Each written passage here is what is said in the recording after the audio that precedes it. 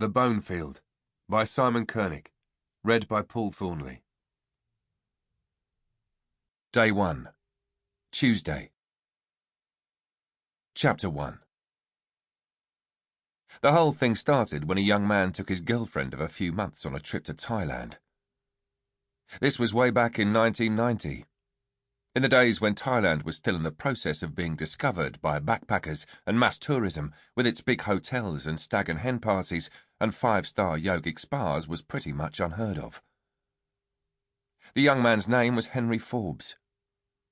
He was 25 years old and a lecturer in humanities, whatever that is, at Brighton Polytechnic, as the University of Brighton was called in those days.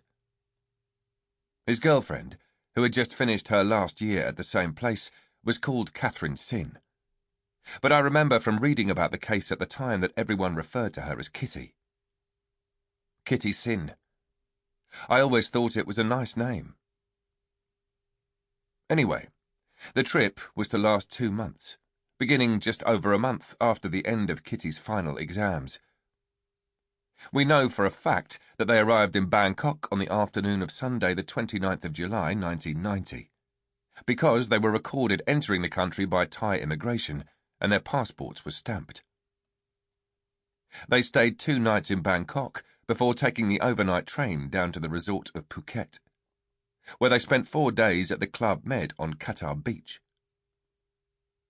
They were remembered by the staff as a polite, quiet couple who kept themselves to themselves and who seemed very much in love.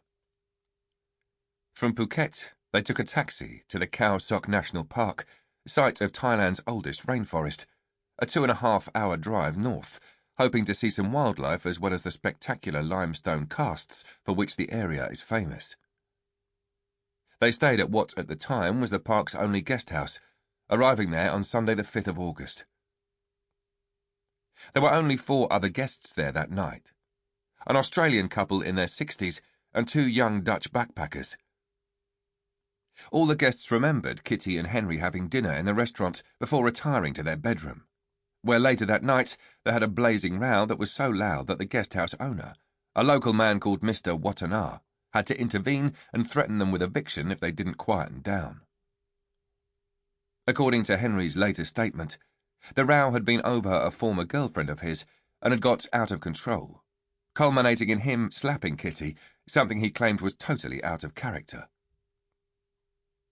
The following morning the row clearly hadn't been resolved because Kitty asked Mr. Watana to drive her to the coastal town of Khao Lak, offering him 500 baht in payment as long as he didn't tell Henry where she was going. She said she needed time to think. Henry tried to stop her leaving, apologising profusely, at one point getting down on his knees and literally begging her to stay. But, by all accounts, Kitty was adamant and she left with Mr. Watana. According to Mr. Watana, he dropped her off outside the Gurd and Noi bungalows near the main beach at Khao Lak, where she intended to get a couple of nights' accommodation while she pondered her next move. He then drove straight back to the guest house, arriving approximately 4 hours after he'd left. For the next 3 days, Henry remained at the guest house, hardly venturing outside his room as he waited for Kitty to return.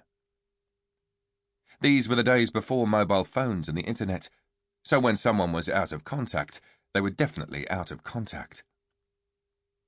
When she didn't come back, Henry persuaded Mr. Watana to tell him where he'd taken her.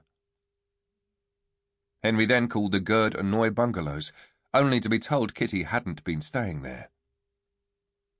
Worried now, he paid Mr. Watana to take him to Khao Lak, and spent the day searching the town and its handful of hostelries for Kitty, which was when he discovered that she hadn't been staying anywhere else round there either.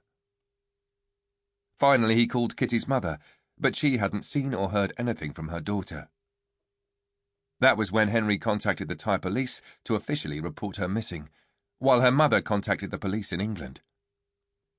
An alert was put out to police stations across the southern Thai peninsula to look out for her, but still she didn't show up.